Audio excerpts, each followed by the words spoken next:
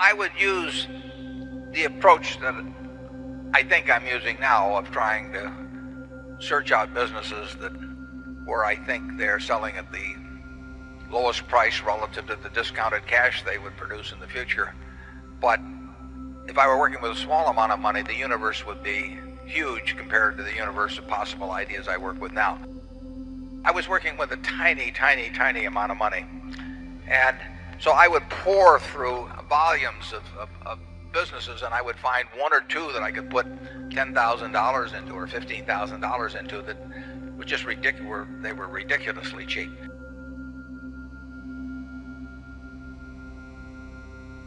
And obviously, as the money increased, the universe of possible ideas started shrinking dramatically.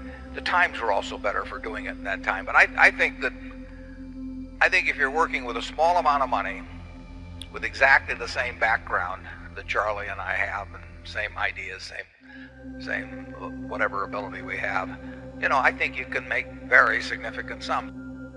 As soon as you start getting the money up into the millions, many millions, the curve on expectable results falls off just dramatically. But that's the nature of it. You've got to,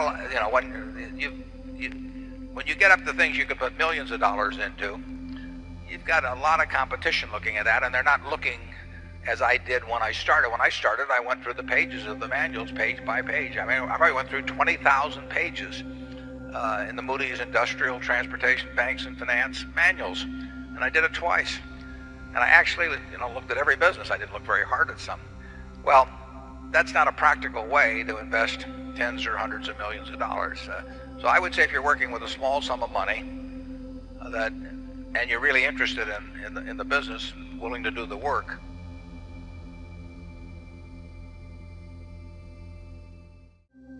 as soon as you start getting the money up into the millions, many millions, the curve on expectable results falls off just dramatically. Most smart people, unfortunately, in Wall Street figure that they can make a lot more money, a lot easier, just by one way or another,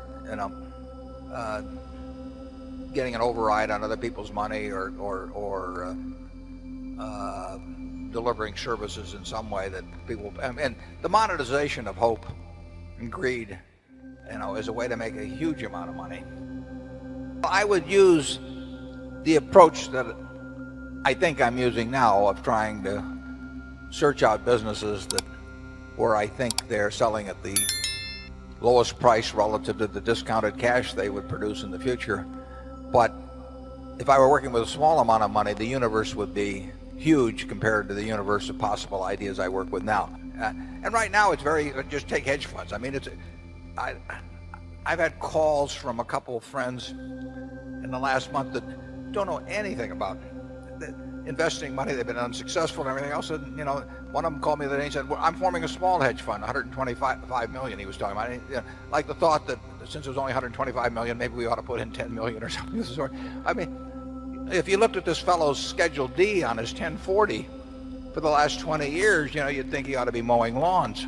But he may get his 125 million. I mean, and it's just astounding to me how willing people are during a bull market just to toss money around because they think it's easy. And of course that's what they felt about internet stocks a few years ago. They'll think about something else next year too. 6 to 69 was the best period. Actually, my best period was before that.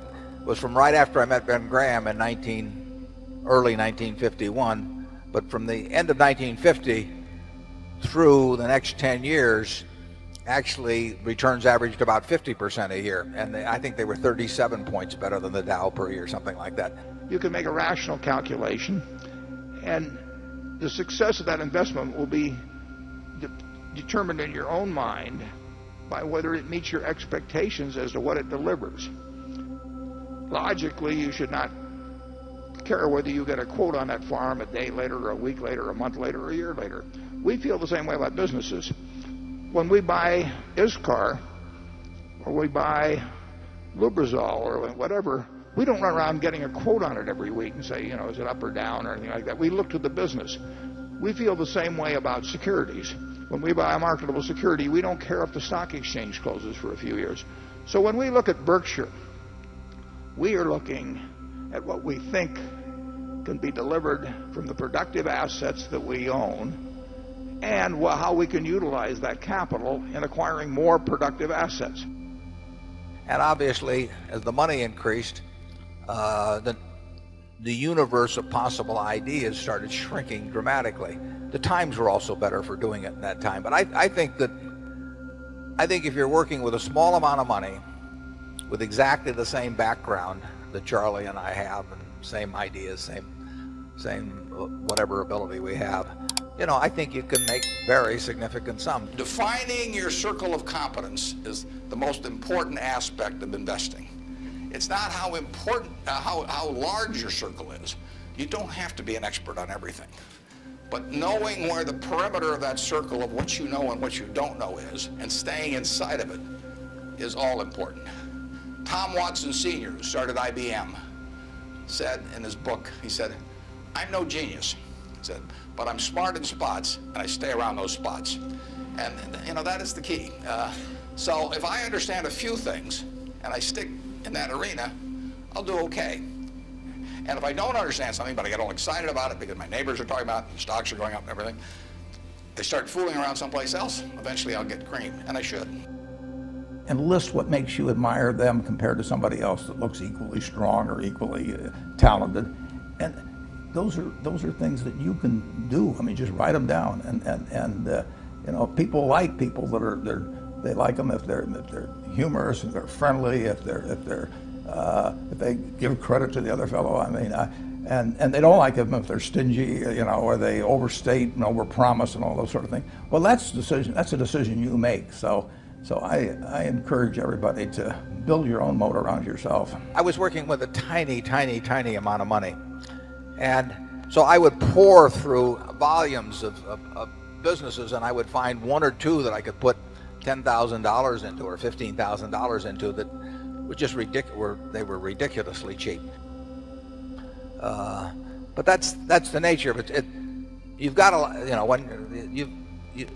when you get up to things you can put millions of dollars into, you've got a lot of competition looking at that, and they're not looking as I did when I started. When I started, I went through the pages of the manuals page by page. I mean, I probably went through 20,000 pages in the Moody's Industrial, Transportation, Banks, and Finance manuals, and I did it twice.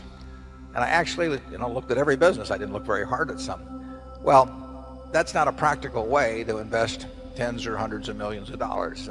So I would say if you're working with a small sum of money and you're really interested in the business and willing to do the work, you will find something. If you were, there's no question about it in my mind. You will find some things that promise very large returns compared to what we will be able to deliver with large sums of money.